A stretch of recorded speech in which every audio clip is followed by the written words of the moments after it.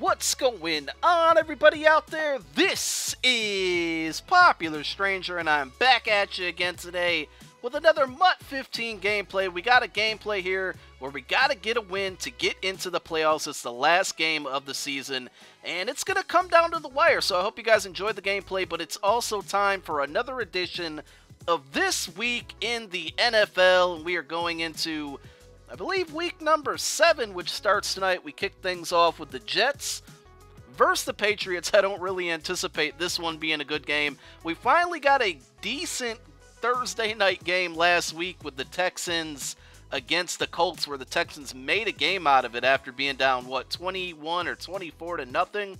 So I don't anticipate tonight being a good game. I think the Patriots will probably win easily, but I'm going to hope for some good football because I just want to see some good football.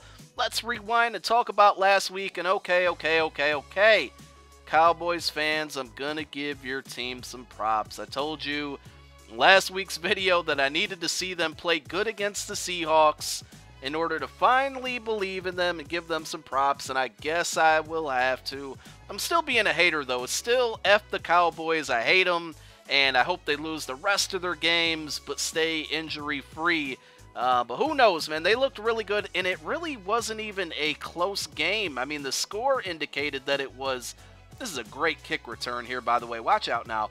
But the game was not really that close. If you take away the block punt and the muffed punt that Seattle kind of took advantage of, this game would have been a blowout. So props to the Cowboys, man. They were able to run the ball on the #1 running defense in the NFL. They had no problems handling Seattle's defense in the run game. Romo was pretty good.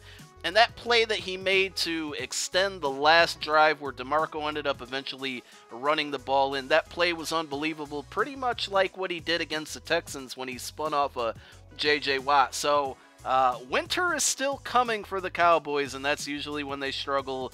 And I still don't expect anything else from them but to start struggling in November and December. But we'll see. They got a game against the Giants. And I'll talk about this week's games, but let's continue to talk about last week. And let's talk about those Giants. By the way, look at this idiot that I'm playing against. He kneeled on the ball. He gets to 4th and goal, and nope, you're not getting those points, sir. 7-7 at halftime. But let's talk about those Giants. All that talking that they were doing last week, and my Philadelphia Eagles punched them right in the mouth. 27-0, the second shutout of the season. Both New York teams being shut out this year.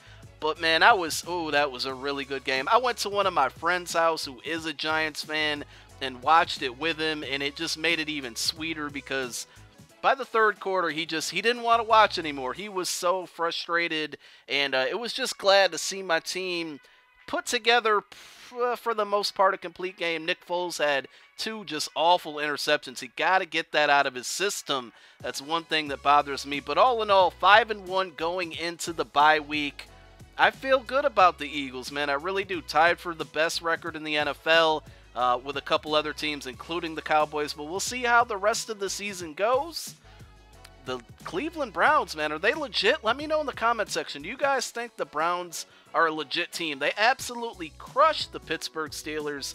And offhand, I can't remember because I didn't write it down who they play this week, but it looks like they should be able to get another win and improve to, what, 4-2, I believe? That would be pretty good for Cleveland. Oh, Jacksonville, you poor team, you. Did anybody see how that game ended? They make a touchdown towards the end of the game, get the onside kick, get into field goal position, and then it's blocked, and they lose to the Tennessee Titans. The Battle of the Bums is won by Tennessee, and there's another Battle of the Bums coming up this week, and guess who's in it again? Tennessee, taking on the Washington Redskins. Boy, does Kirk Cousins stink. We all thought he was going to replace RG3, and now he's awful. I saw a tweet by Dragonfly Jones. You guys may see me retweet him every now and then on Twitter, but he's a Redskins fan, and he had a hilarious tweet that said something like, I just saw Kirk Cousins throw 2 game-winning pick sixes in the same game. Unbelievable. And now people are calling for Colt McCoy. Isn't that hilarious?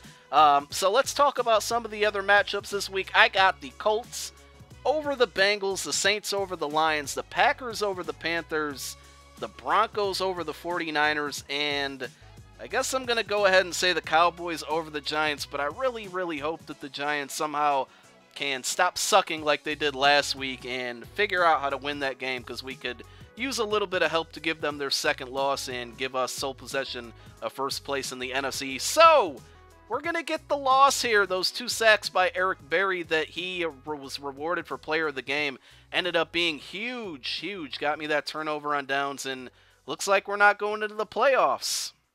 Darn. I'm out. Peace.